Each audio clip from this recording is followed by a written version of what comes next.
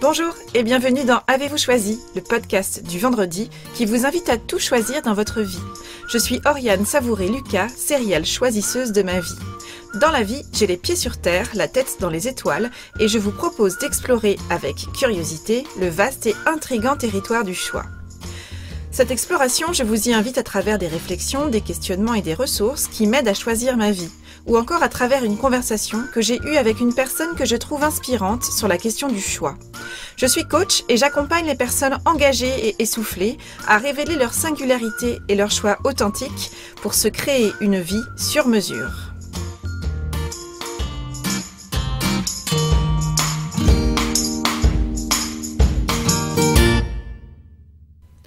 L'année 2019 touche à sa fin, et avec elle, c'est une décennie tout entière qui se clôture.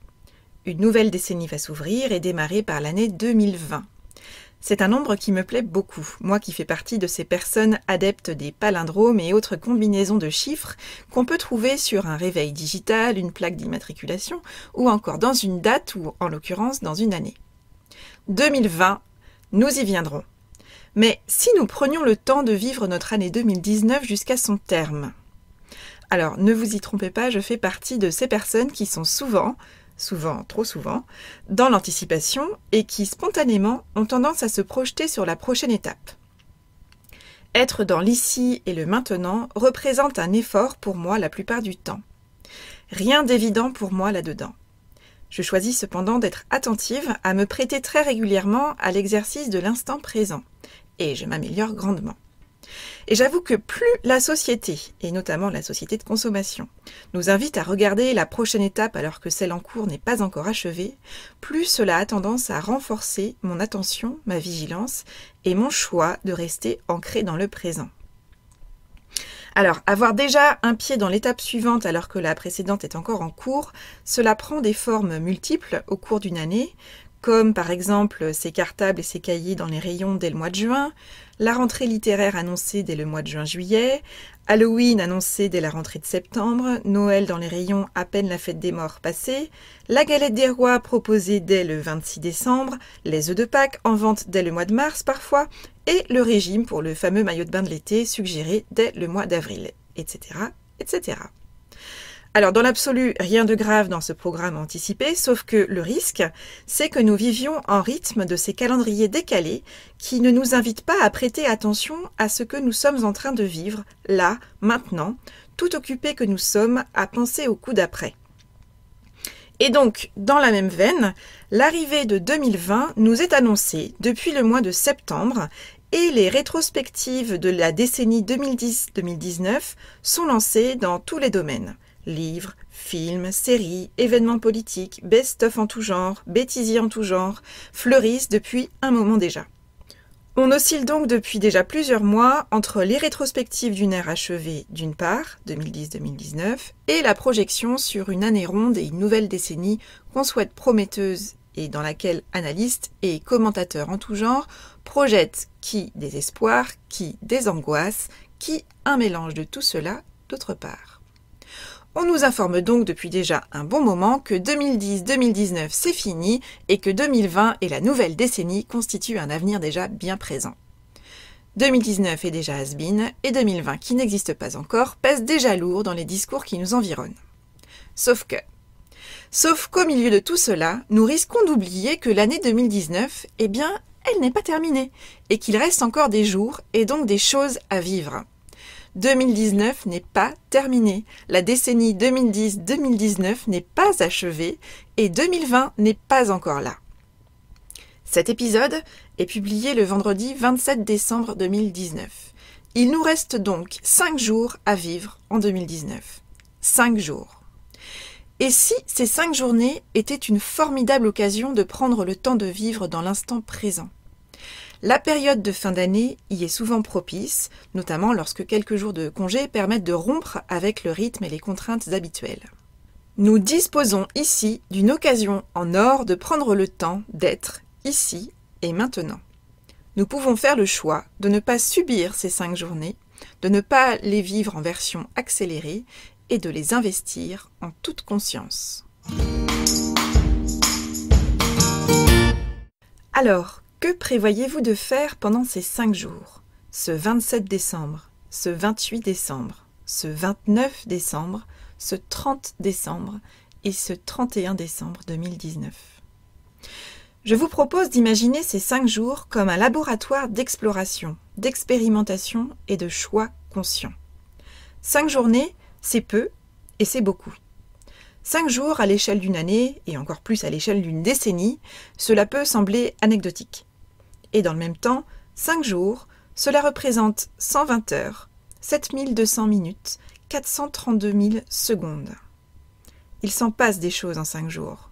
Ce n'est pas rien.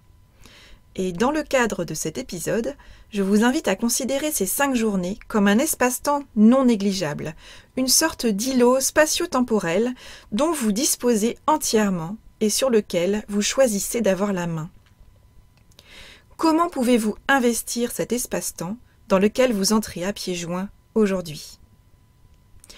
Alors en cette période propice tout autant au bilan qu'à la projection, je vous invite à prendre le temps de vivre l'instant présent en amenant votre attention sur la manière dont vous allez composer votre symphonie de ces 5 prochains jours.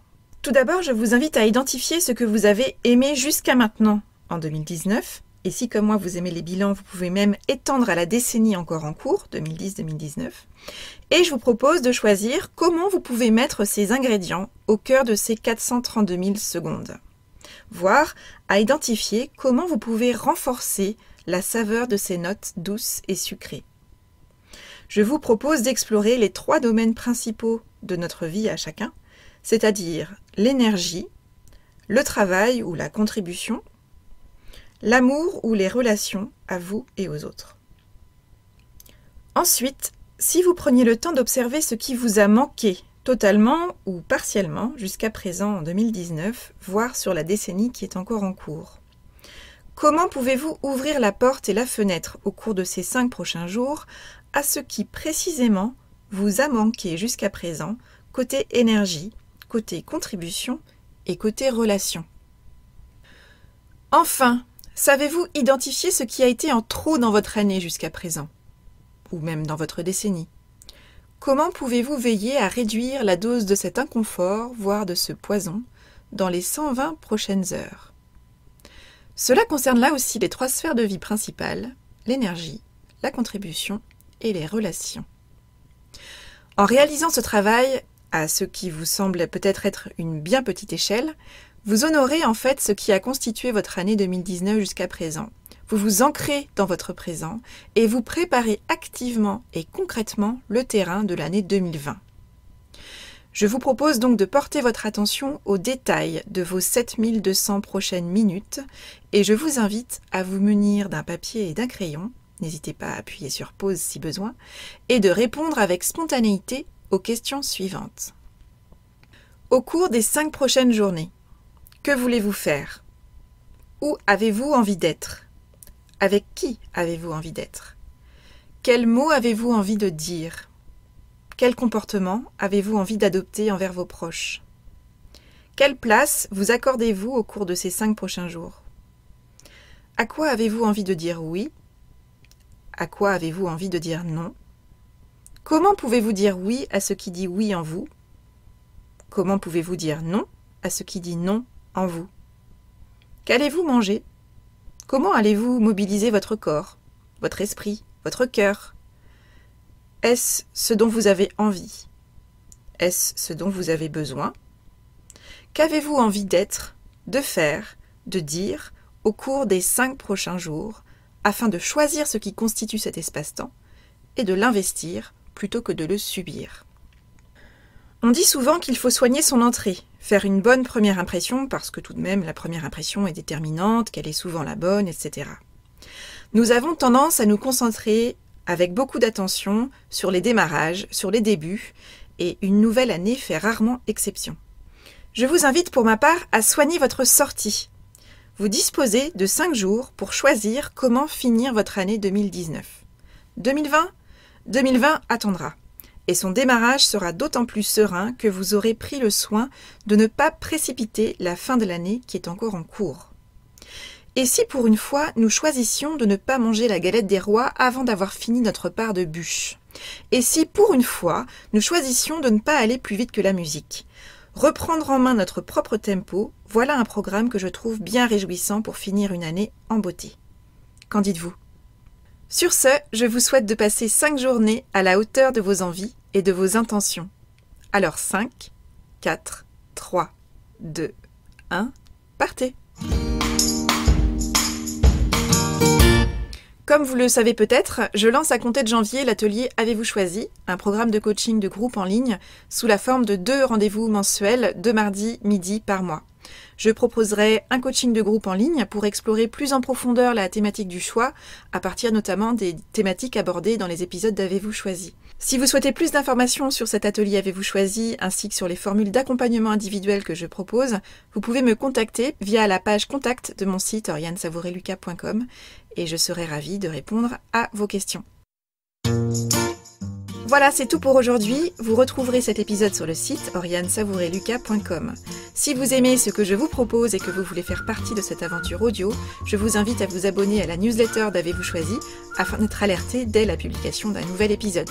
N'hésitez pas bien entendu à partager votre enthousiasme par écrit en déposant un avis sur le site, sur la page Facebook Avez-vous choisi ou une constellation de 5 étoiles sur la plateforme de podcast de votre choix. Et n'hésitez pas à faire connaître Avez-vous choisi à celles et ceux qui vous sont chers et que l'idée de tout choisir dans leur vie pourrait réjouir. Je vous souhaite une période de fin d'année à la hauteur de vos souhaits et je vous donne rendez-vous le 10 janvier prochain pour un nouvel épisode. Et d'ici là, et si vous choisissiez tout ?